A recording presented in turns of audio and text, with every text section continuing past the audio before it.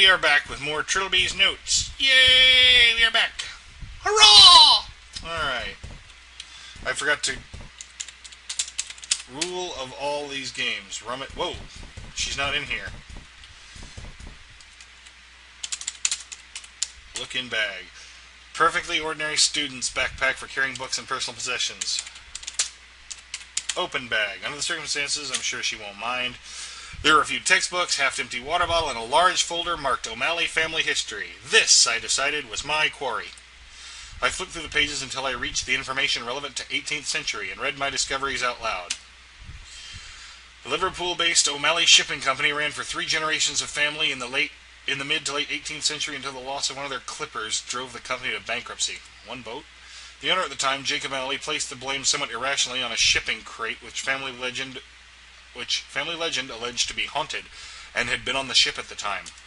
The haunted crate! Ooh! There are numerous tales of bizarre events surrounding the crate, and the story of the crate's origin is no less mysterious. It's one hell of a crate. Anyway, it goes that a strange young man came to a carpenter's at Liverpool dockyards with a very expensive-looking harpsichord, which he insisted be smashed up with a harpsichord, which he insisted be smashed up and the wood used for whatever the carpenter wanted. He refused to leave until the instrument had been utterly broken to its component parts in front of its eyes, and the wood sent to be made into crates for O'Malley shipping. When pressed for his name, the man identified himself as one Jack Freehorn. The Rules of Jack Freehorn, July 28th, A.D. 1778. So what trifle have you been wasting your father's money on now, Jack? What does it look like? It looks like a virginal. A harpsichord, actually, in the Flemish style. Quite old, quite expensive. Well, I suppose I should be grateful that something is distracting you from the occult for once. I fear you're speaking too soon, You may be speaking too soon, my friend. Oh, God, I should have known. You and your silly obsession. So, what devilry inhabits this magnificent instrument? The instrument as a whole is for the most part untainted by the ethereal realm. But its keys are what spark my interest. Unusually, they have been carved from centuries-old English oak. And that's the interesting part. I will not be disheartened by that sharp tongue of yours. The wood has gone through many incarnations before being incorporated into this device. Items of furniture, building material. In fact, just over 200 years ago, it was part of a wall. A wall of a certain inn on a well-traveled road in Wales. The unicorn? I'm so pleased you remember. I could hardly forget it the way you've been obsessing quite heartily over it of late. Your correspondents persist in filling your head with rubbish about ghosts and demons. I count myself very lucky to have tracked down even a small piece of that hostelry. I know I've already told you some of the wonderful stories attached to it. And this instrument has had its fair share of mysterious happenings. The usual batch of strange noises, sudden madness, and inexplicable deaths. See sense, my friend. This curiosity of yours for all things ungodly has no doubt already befouled your mortal soul. You're a fine fellow, Wilbur, but you have not a drop of romance in your body. Now, stop browbeating me for my inquiring mind, and let us take dinner. Yay, dinner!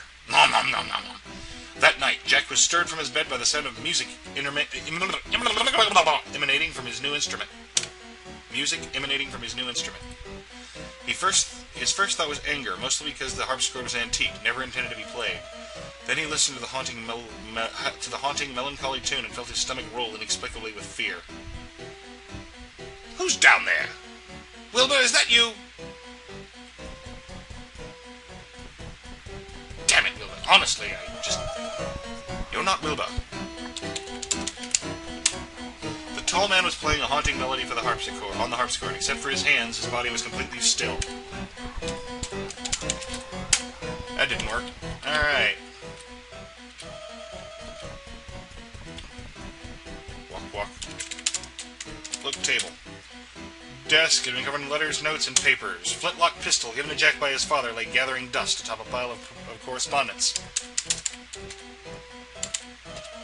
El Pistola! I'm going to confront that intruder. Screw confronting, I'm just going to shoot him. Oh, come on, do it from the stairs, man. Dude, this guy's hands are already bloody. You won't take me, demon!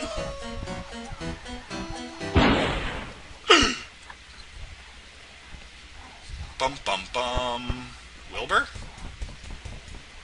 No! Oh, God, no! But I could have sworn! You! I know you! You have... Oh, God! Please forgive me, Your Majesty, for my transgressions. I am a worthless, craven fool, not worth a second of your precious time. I beg you, spare me. I will redeem myself for my offense. I will be yours forever, body, mind, and soul. Just not my butt. Ooh. Thank you, my lord. Thank you. Identifies himself as one Jack Freehorn, who may well have been the same Jack Freehorn who went on to form a bizarre religious cult. A depraved group of paganist worshippers who were spoken of with much derision by conventional society. Oh yeah, those wacky pagans. Dude, why can't people lay off the pagans? With my latest flashback, my knowledge of the history of the Cursed Wood gained another step. Before the crate it had been a harpsichord, and sometime before a harpsichord it had been part of some hostelry in Wales. An inn called the Unicorn. Why did that name ring a bell somewhere in my recent memory? I had definitely seen something in the Clanbronwyn Hotel linked to that place, but where? And look, another mysterious piece of paper. Victim 3, Freehorn.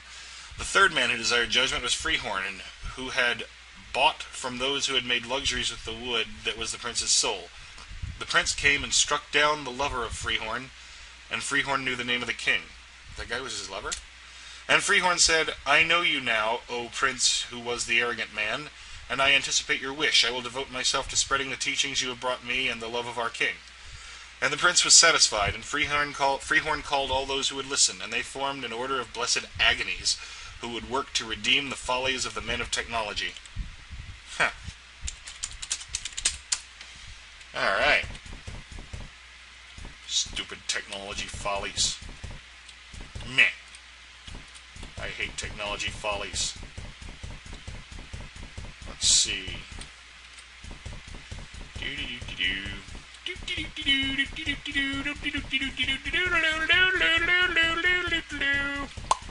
Walk, walk, walk, walk, walk, walk, walk. Walk like a man, talk like a man. Ew, we're already back in the nightmare world. Oh well, we know how to solve this, don't we? I waited for the anxiety, took another pill and waited for the anxiety to lift, but it did not. To my unending concern, I realized the decay of the alternate hotel had spread either to me or the pills, and they no longer worked. I had to find a way to restore their effect, or at least another method of calming myself. Oh man, the pills don't work anymore. The pills, they no longer work. Whatever will I do? From somewhere to the west, I heard the familiar sound of a door being unlocked. Okay. Lankman? What the hell? Huh. Come on, Lankman. Ew. What had once been a kitchen was now some kind of torture room. I found myself wondering whether it was used for extracting information or merely to entertain the alternate hotel's hellish proprietor.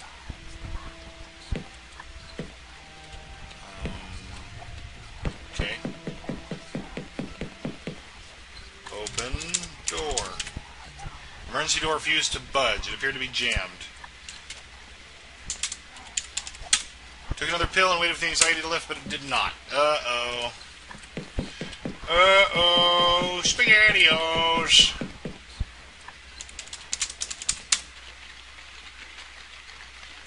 Let's save real quick, because I just realized I haven't even died once yet.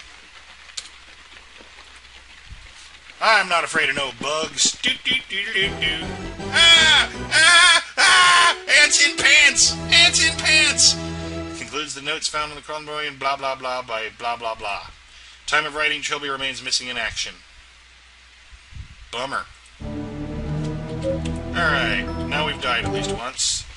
Use meat to distract them bugs.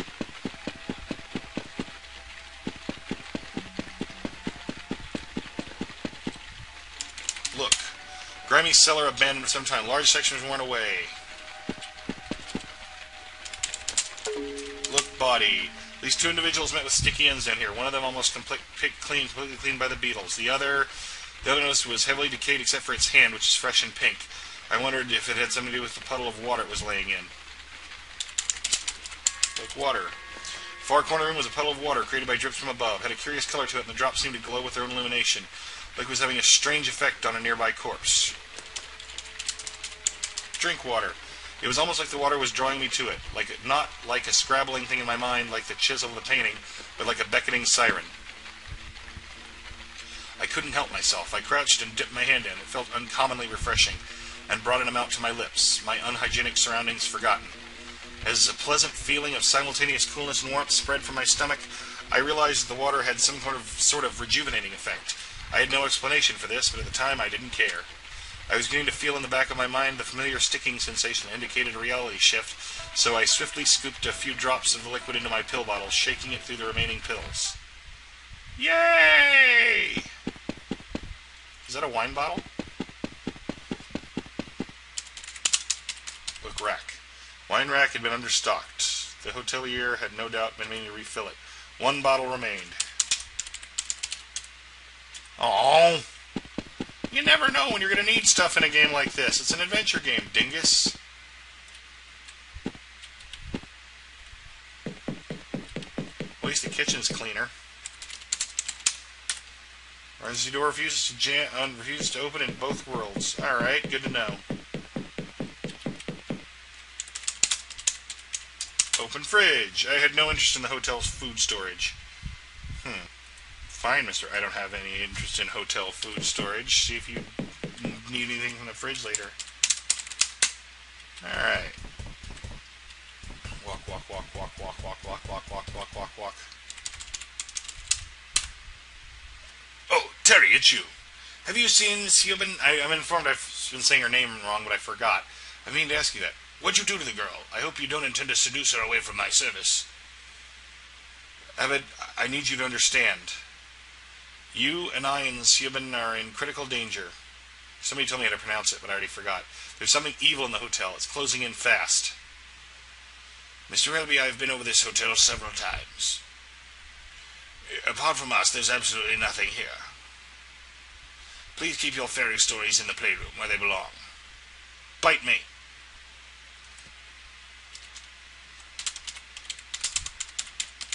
Ask about unicorn.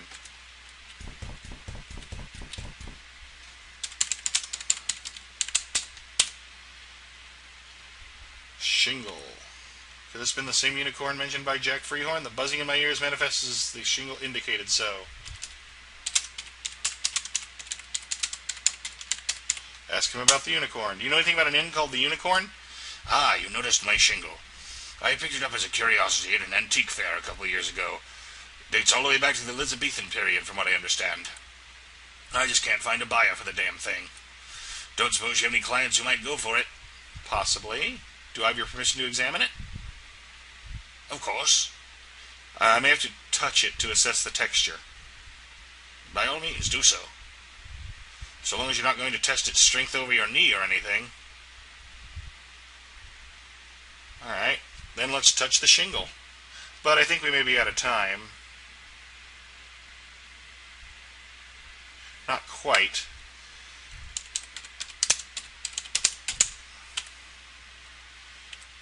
Oh, as I press my fingertips to it, sorry about that. As I press my fingertips to it, however, the design seemed to extrude from its backing like a hologram. It seemed to draw closer until my vision was filled with wood grain and mediocre brushstrokes. I could vaguely detect the professor speaking to me on the edge of hearing, but by the time I realized it, it was already gone. Whoa. Somewhere in Wales, July 28th, 1581 A.D. Owen Somerset, a traveling merchant, was on his way back with his wife and family in London, having concluded some family business in Ceredigion. Excuse me. Suddenly caught by a summer storm, he spied an inn by the side of the road and marveled at his good fortune. Faith, 'tis an evil storm. Wait, why is he Irish? Faith, 'tis an evil storm tonight. I must have the Almighty on my side to find myself so close to an inn as it broke out. Aye, perhaps. The innkeeper seemed quite taciturn, but taciturn. But Owen was in a good mood and was determined for it not to leave him. It was probably too late to continue riding.